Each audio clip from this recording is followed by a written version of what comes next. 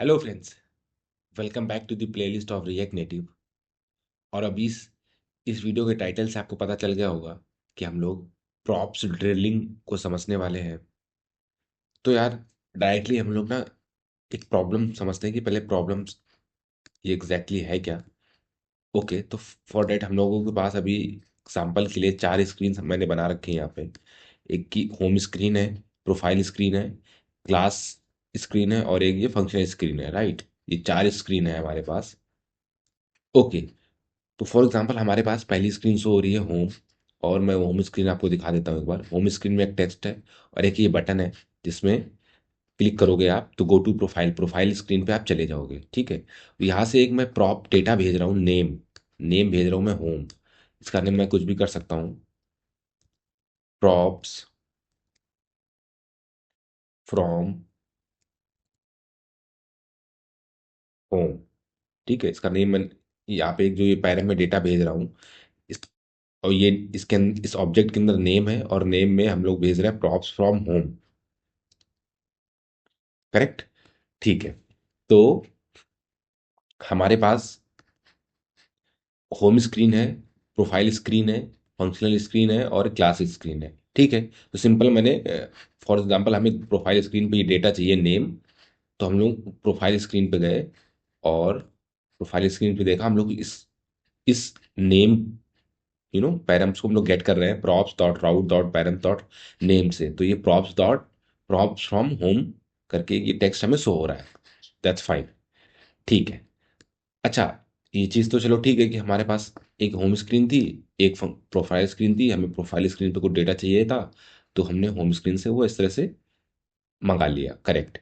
अभी for example हमें functional screen पे भी डेटा चाहिए, गो टू फंक्शनल। तो हम सेम डेटा चाहिए ये होम पेज वाला। कि हमें फॉर एग्जांपल सिनेरियो इस तरह का है कि हमें पहले होम पे जाना है और फिर प्रोफाइल पे जा सकते हैं, फिर फंक्शनल पे जा सकते हैं, फिर क्लास पे जा सकते हैं। इस तरह का सिनेरियो बना हुआ है, राइट। और वो सिनेरियो कैसे बनते हैं? फॉर एग्जांपल हमें यहाँ पे ये बटन ना दिए होकर, यहाँ पे प्रोफाइल स्क्रीन पे ये बटन ना देख के हम यहाँ पे फंक्शनल कंपोनेंट को रेंडर करा दें। ठीक है, और उसके बाद इस फंक्शनल कंपोनेंट में हमको रेंडर कराना है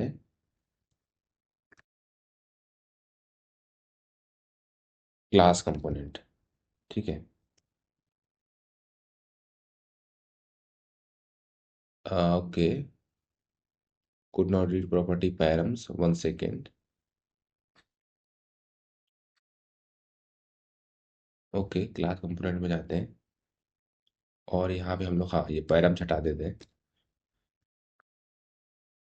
ठीक है, हम लोग गए go to profile, profile props from home functional screen class screen. ठीक है, अब हमें सिनेरियो ये है कि हमें क्लास स्क्रीन पे डेटा चाहिए। ये जो होम स्क्रीन का डेटा था ये वाला हमें क्लास स्क्रीन पे चाहिए। तो हमें उसके लिए प्रोफाइल पे जाना पड़ेगा। प्रोफाइल्स में हम लोग ये फंक्शनल को रेंडर कर रहे हैं। यहाँ पे हमें एक प्रॉप्स भेजना पड़ेगा, प्रॉप्स। ठीक है, और वीगन से हमें एक नेम करके डेटा भेजना पड़ेगा और इस डेटा में हमें ये डेटा भेजना पड़ेगा, प्रॉप्स डॉट। ठीक है, तो अभी ये हमें फंक्शनल कंपोनेंट में नेम मिल गया। ओके, अब ये हम लोग यहाँ पे भेजेंगे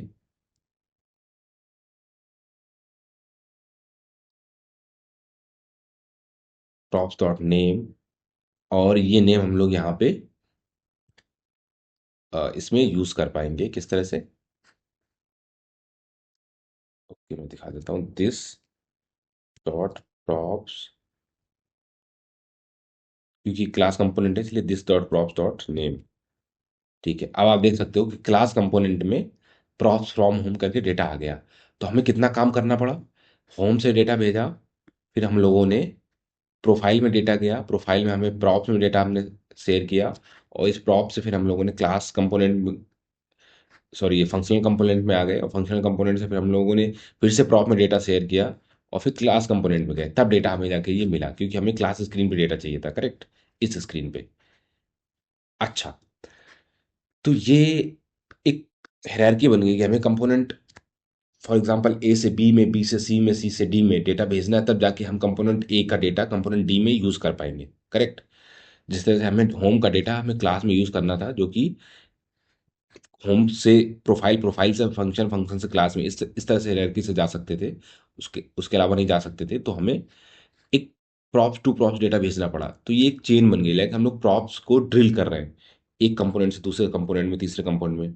जब हम लोग प्रोजेक्ट्स कर रहे होते हैं, रियल प्रोजेक्ट्स, तो उसमें काफ़ी सारे components, lots of components, lots of structure होता है। तो अगर इस तरह से हम लोग प्रॉप्स यू नो शेयर करेंगे, तो काफ़ी सारा परफॉर्मेंस में इशू आएगा, और हमें बहुत सारे प्रोडक्ट प्रोजेक्ट को मैनेज करने के लिए पूरा एक कंपोनेंट से दूसरे कंपोनेंट में काफ़ी हेक्टिक हो जाता है।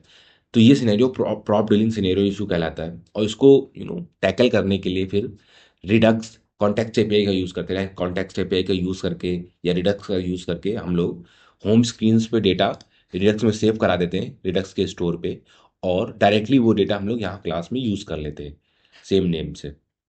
सेम कॉन्टेक्स्ट एपीआई के साथ होता है, जो कि फंक्शनल कंपोनेंट में यूज़ कर सकते हैं कॉन्टेक्स्ट एपीआई। यहाँ से हम लोग कॉन्टेक्स्ट एपीआई में लाइक डेटा सेव कर लेते हैं एक जगह स्टेट में, और उस स्टेट को हम लोग ग्लोबली कहीं भी एक्सेस कर सकते हैं, राइट। सेम वही सिनेरियो रिडक्स के साथ होता है, कि रिडक्स में जो डेटा सेव होता है वो ग्लोबली किसी भी कंपोनेंट में एक्सेसिबल होता है, और किसी भी कंपोनेंट से उस डेटा को हम लोग अपडेट कर सकते हैं।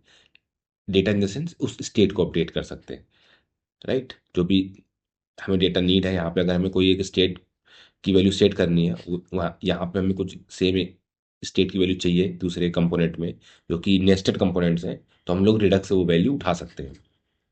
तो आई होप आपको ये प्रॉप्स ड्रिलिंग इशू क्या है समझ में आ रही है एक नेटिव में, और इसको कैसे ओवरकम करते हैं यूजिंग कॉन्टेक्स्ट एपीआई और रिडक्स। सो नेक्स्ट हम लोग अभी रिडक्स कॉन्सेप्ट को पढ़ेंगे कि कैसे ओवरकम करते हैं इस सिनेरियो को, और हम लोग पूरा एक रिडक्स का प्रॉपर स्ट्रक्चर बना के और इम्प्लीमेंटेशन करेंगे।